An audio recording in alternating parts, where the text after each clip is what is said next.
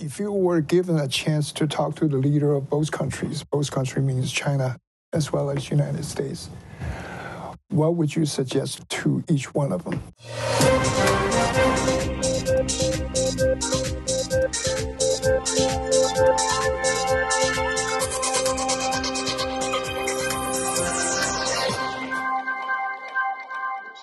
Well, where are the products? All right. Where are the products that are consumed in the U.S. and Europe? Where are they made? They're made in Asia and all these countries that they're blaming for not meeting their goals. They're made by, and owned by companies, European, American, etc., who are, they're profiting from this. And yet piously they start talking about, well, why don't you measure up to our goals? Right? It's the hypocrisy of it. People have no shame whatsoever in accusing others of doing exactly what they're doing themselves. We need to come back to reality, to start thinking if you want a sustainable world, you have to have one in which you have the ability to sit down and talk to people in a realistic way, not respond to populist sentiment of the moment or fanning it because it'll get you an election or something like that. We need statesmen. We don't need populists at this juncture. We're at a crisis. We need to get very serious about it. Speaking of hypocritical, you think the world has always like that or operates like that?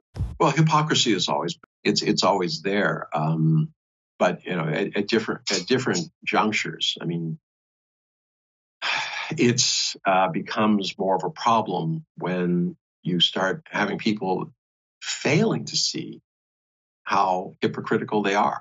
And this is where I sense the danger is, that hypocrisy is there. It's when people start believing that they're right, even though they're being hypocritical. That is the danger zone. Because once you start believing that you're right and everybody's wrong, all right, you will take actions based on that. And those actions have devastating consequences. You saw this in World War. I mean, every war starts with these kind of premises. That I'm right, everybody's wrong. What I do is always justified, no matter if it even violates the principles that I'm trying to impose on others. Once you get to that point, we are in grave, grave danger. Well, speaking of hypocritical, where do you see the U.S.-China relations? Well, I mean, the key here is, as I was talking about earlier, that you have two different systems and they have to understand each other better. And this is not just a fault of the U.S. China is amazingly blind to the countries around it. I mean, there's this Belt and Road, there's RCEP, there's all these trade agreements and things like that. But when you get down to it, words are not enough. I mean, translation. If somebody translates something, I always used to take two translators with me, one to do the translation, the other one to take notes. Let us say that there was quite a difference between what was said and what was actually meant during these discussions. And this was just, a business type things and things like this. So you can imagine how, even compounded that comes when you're dealing with different cultures. There are so many assumptions. You cannot deal with America unless you have read the literature, the Bible, the philosophy going back to Greek times. You have to have a kind of holistic understanding. And the same is true about China. You're not going to understand it until you start studying the Chinese history, philosophy, read their 5 big books. You don't even begin to have some sort of idea of how different the culture you're dealing with. So on one hand, there can be very little progress between these two nations until they accept that they're different, but differences are okay. And for the U.S., the big problem here is the idea that it's the job, American exceptionalism, justifies us in doing anything necessary to bring China into, quote, the fold, even if the fold that they're talking about isn't working. I mean, The hypocrisy is that Biden shows up in Europe and he starts talking about the values and how the rest of the world should, accept U.S. leadership and go forward and all this stuff. But back at home, he can't get his domestic agenda through. We have increased polarization. He's slipping behind, and people in Europe and the rest of the world are wondering, what's going to happen in 3 years. Is there going to be a change in government? Is it going to be a seesaw between somebody who has views, either Donald Trump himself or somebody like Donald Trump who says, well, I don't even believe in climate change, so I'm going to take this off the table. I don't believe in the UN. I don't even believe in these meetings. There's this reliability issue. Within the U.S., the only way we can address that is internally. We have to come back together as a country. We have to start establishing what brings us together instead of what pulls us apart. U.S. Was founded on the idea that there would be no one religion. Why? Because you had, the U.S. was a dumping ground for everybody who was unhappy with the situation that they had at home vis-a-vis religion or economics.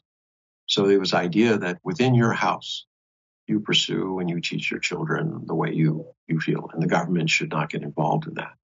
But outside your house, you do not take your views and try to impose them on others.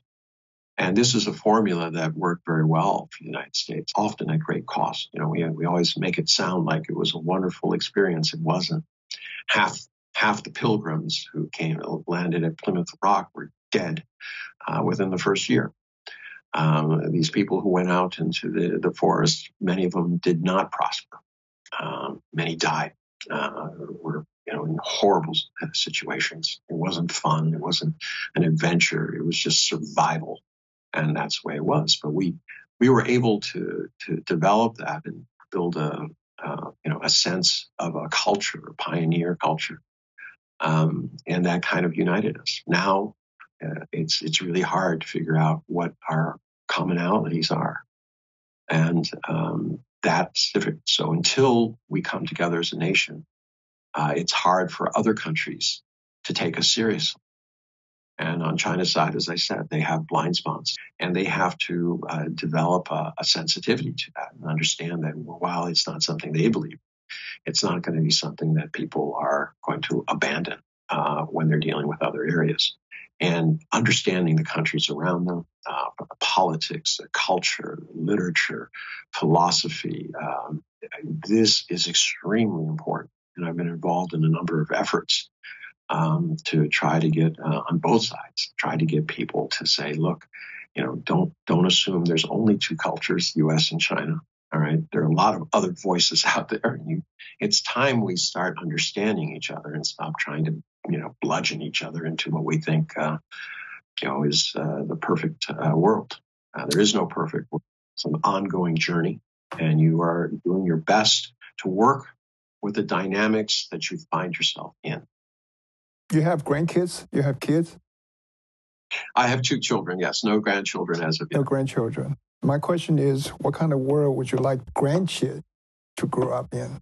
If you have a dream. My dream is that we have a multipolar world in which countries will go to an entity like the UN and not have to deal with the kind of bureaucratic nonsense that goes on, but instead can actually work out their economic, political, and belief differences in a way that respects each country. I mean, these are sovereign countries. I don't care how small or how large you are, you're still a sovereign country. You deserve a certain amount of respect, and you are in charge of the people there. I'm hoping that we can avoid civil strife, that we can avoid disasters that climate change is putting us on a course towards. The civil strife of active neglect by countries, I hope that has changed. And one of the issues, and this isn't going to be very popular, is I noticed that there was no serious discussion of population.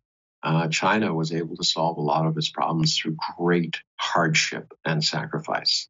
And now they're changing that. I question that, and I have on a number of occasions. I don't know that you need more people, especially given that productivity is rising due to machines and not man hours alone, and that consumption is not related to numbers; it's related to disposable income. Plus, China has 32% of its people who are in the agricultural area. And the truth is, U.S. has 2%, and we grow more food than we can consume ourselves. So I think some of the assumptions that we make about the need for population expansion are wrong. We've doubled the world's population in the last 50 years. And no one seems to want to talk about the fact that what's pushing energy and consumption, the impact on the world, the amount of plastics in the ocean, all of these things is a product of population. I'm not saying that the world says, look, we're going to go to a one-child policy, but at some point you have to deal with the elephant in the room, and that is there has to be some sort of responsible approach to reproduction, or we will literally, I don't care what we do, or finance and things like that, the population pressures will be overwhelming. It's not something that's controlled naturally. You look at a place like Afghanistan. Most people think that Afghanistan was decimated during the period that we invaded. But since 2001, the Afghan population has increased by 80%. So this notion that somehow that everyone's been wiped out as a defense mechanism. You study wars. During the wars, the number of children produced by women actually goes up. So when women start having 4, 5, 6 children apiece, all right, you're going to see rapid increase. The median age of Afghan is 18 years. 18 years old. So you have this huge glut of young people. There's no jobs. There's right now. There's no even basic necessities, food, water, energy, things like this. And yet they're going to be coming into a system where there's no hope. And to my mind, if you study any kind of model, look at realistically, putting huge amounts of young people with no hope together is equal to catastrophe. It's ripe for recruitment to terrorism, crime, you name it. If you're not attached to society, you will do whatever you think you have to survive. Let's change the subject. Let's talk about the issue of Taiwan. Do you think there's war going to break out? If there's a flashpoint that could lead to a major confrontation, it would be Taiwan. But I think, I don't know if you recall General Milley, when he made his phone calls to his Chinese counterpart, he mentioned specifically that the Chinese thought the U.S. was trying to goad them into a war over Taiwan. And that he was sending a signal that, look, we're not trying to do that and all this type of things. But let's look at it from a geopolitical. I can be quite cynical when it comes to politics. The fact is, for the U.S., for us, it would be, in terms of the current politicians there, it would be a tremendous justification if, in fact, mainland took over Taiwan physically. Why? Because at that point, okay, so Taiwan is gone. And no one pretends that there's really any way in which the Taiwanese could resist a major onslaught by the mainland. You go back over the strategic papers, even the most recent one said, there's nothing we can do. Okay. But that would be a huge PR win for the United States and those who think along the same political lines as the United States, because they say, look, China is the evil, aggressive empire we always told you it was.